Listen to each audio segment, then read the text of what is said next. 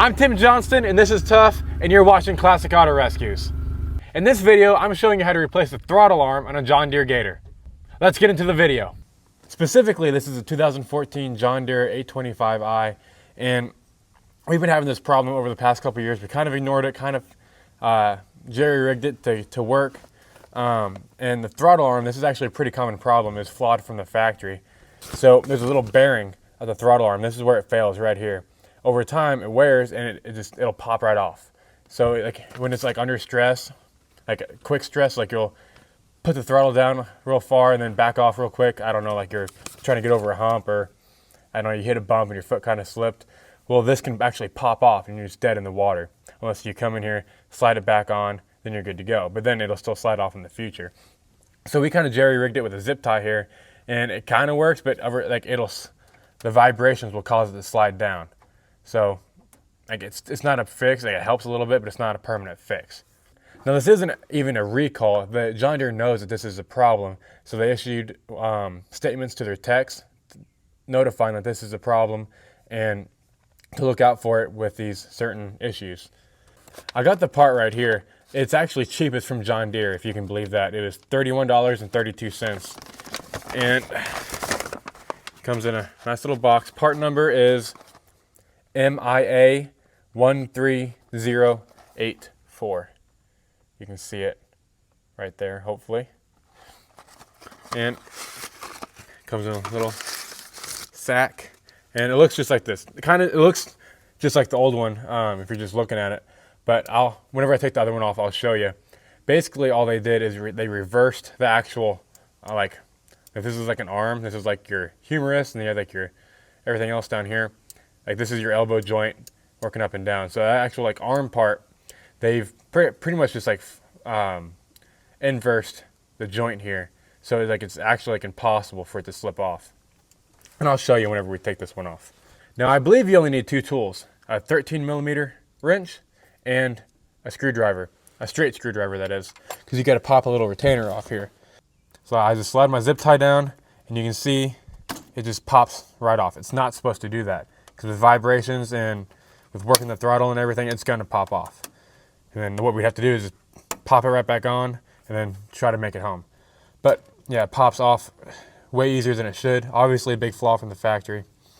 So all we really need to do is pop off this little retainer right here, and hopefully don't drop it. It is very thin, like aluminum, I guess. So do your best not to break it. I might have to get a different screwdriver. This one's probably too thick. All right, so note that you need a very thin screwdriver to get underneath the retainer clip here. You just want to work your way around. Try not to break it. Try not to bend it. I guess you could bend it back, but it's going to lose its structural integrity that way. Kind of work your way around. This is something you want to be patient with. You don't want to screw it up, because then you got to get a hold of John Deere, get somewhere on the internet and try to find one of these things. It goes on real easy. It just doesn't come off easy, which is what you want, I guess. And luckily, I dropped it, but it went right here on the, what is this thing, transfer case? Transmission, sorry. And there went my arm. But yeah, the little retainer clip. It's real thin stuff, so be careful. And here is the bottom portion of the arm. All right, now for the upper joint of this throttle arm.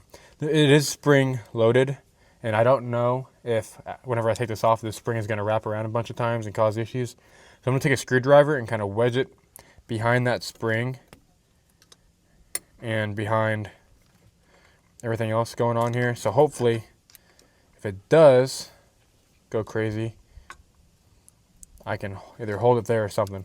I don't know how. There we go.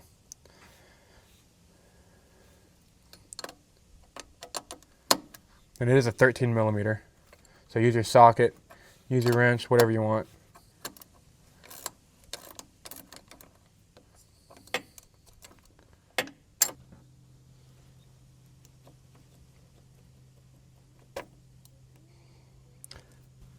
Make sure you don't lose your lock washer there.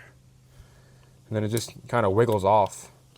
All right, so I actually got some vice grips and hooked onto the end of that spring there. And this actually, take a look at our arm. So here they are. From this angle, they look pretty dang similar. But this is where the important bit is. At the joint here, the back side is tapered off here around the back of the bearing. So it's physically impossible for that arm to slide off.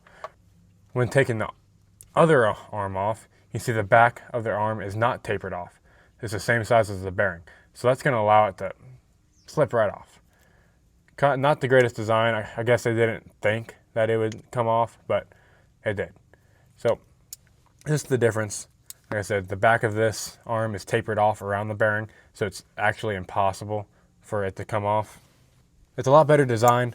Too bad they didn't recall it. They probably should have. It's a known issue, and you're going to be dead in the water if that comes off. You know, if it's, you know, -20 and you're in your cab in your Gator doing whatever, you don't want to get out, try and mess with this with your fingers and whatever else.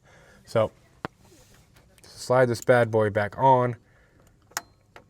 The stud here for the rocker arm, it's like a square, so make sure you line up that with it. Gotta get your spring back around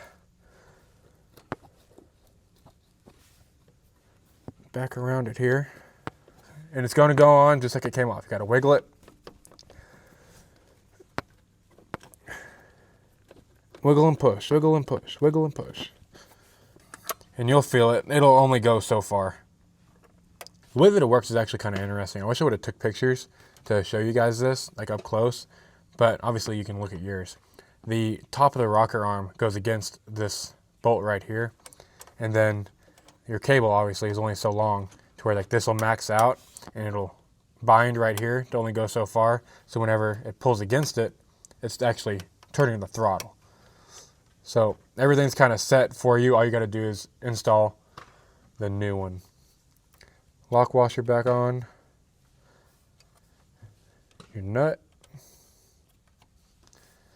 Don't cross thread them like I just about did. And if you didn't get it on all the way, it's fine, because once you tighten that nut, it will get it on. And that nut only goes so far. So you need to slide your throttle cable on. Where's our little retainer?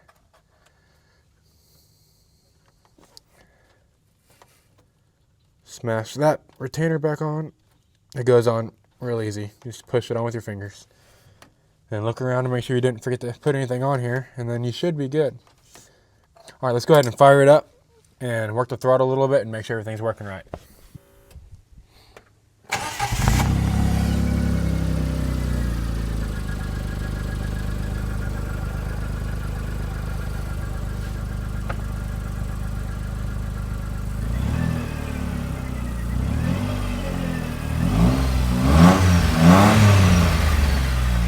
Well, would you look at that? I finally did something right on the first try for once. Now, it is only a $30 part, so it's good preventative maintenance to go ahead and switch this thing out before you end up getting stranded down the road from your home. Because once that pops off once, it's going to happen dang near every time you drive it. And it's really annoying.